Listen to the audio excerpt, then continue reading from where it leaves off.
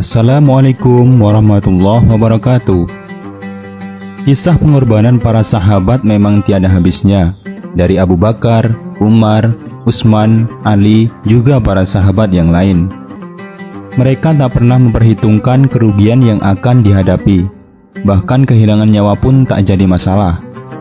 Kecintaan dan getar-hati Abu Bakar radhiyallahu an ketika Nabi Muhammad SAW harus hijrah ke kota Madinah. Beliau mengajak Sayyidina Abu Bakar, orang yang sangat dekat dengan beliau, untuk menjadi pendamping dalam perjalanan menuju kota Madinah. Sayyidina Abu Bakar dengan penuh adab dan bersungguh diajak ke Madinah.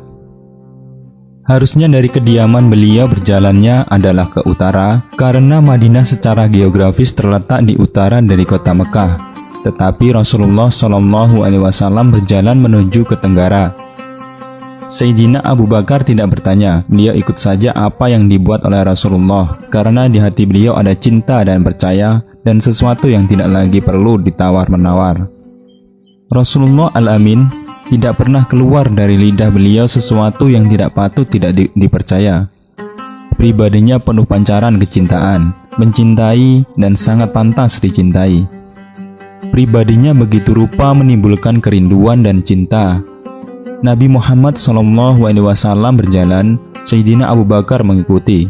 Ketika akan sampai lebih kurang 8 km dari arah Masjidil Haram, barulah Sayyidina Abu Bakar menyadarinya.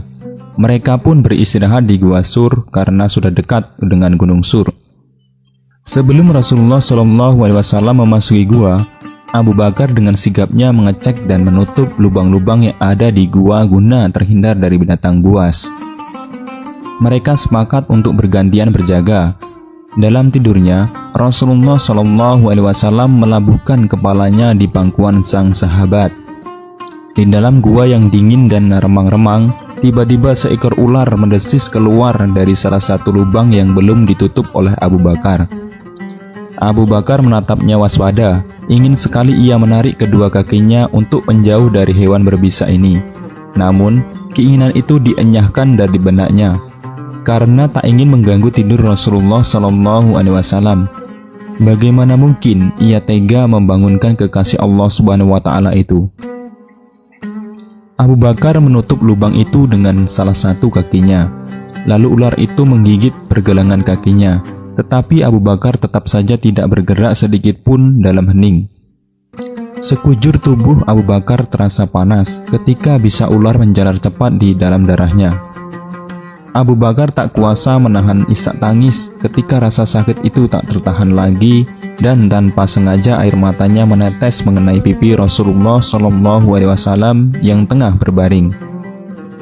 Rasulullah SAW terbangun lalu berkata, "Wahai hamba Allah, apakah engkau menangis karena menyesal mengikuti perjalanan ini?" "Tentu tidak, saya ridho dan ikhlas mengikutimu kemanapun," jawab Abu Bakar. "Lalu mengapakah engkau meluruhkan air mata?" bertanyalah Rasulullah SAW dengan bersahaja. "Seekor ular baru saja menggigit saya, wahai Rasulullah. Lalu bisanya menjalar begitu cepat ke dalam tubuhku," jawab Abu Bakar dengan suara tercekat.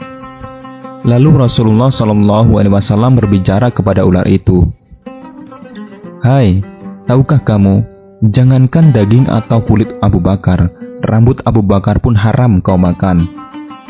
Dialog Rasulullah SAW dengan ular itu pun menjadi mukjizat beliau, sehingga Abu Bakar pun mampu mendengarnya.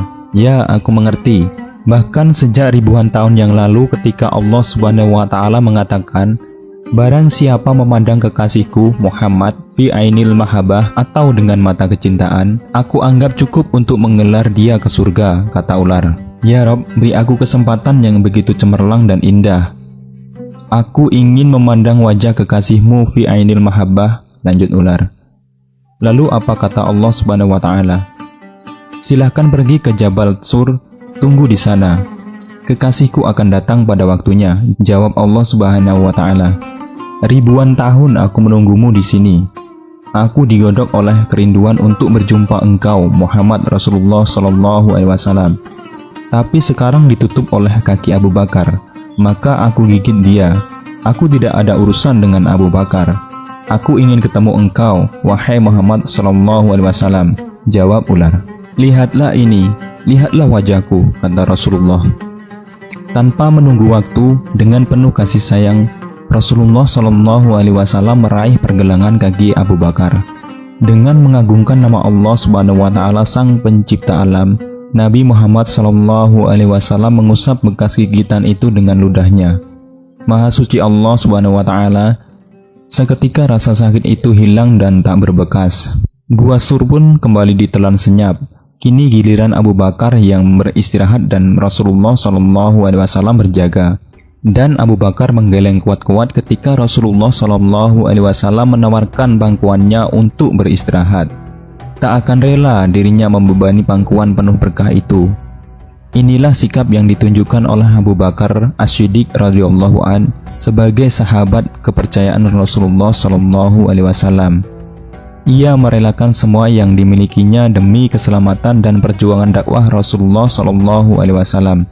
Bahkan ia merelakan nyawanya terancam demi menemani Rasulullah Sallallahu Alaihi Wasallam. Wallahu a'lam bishawab. Semoga video ini bermanfaat. Wassalamualaikum warahmatullahi wabarakatuh.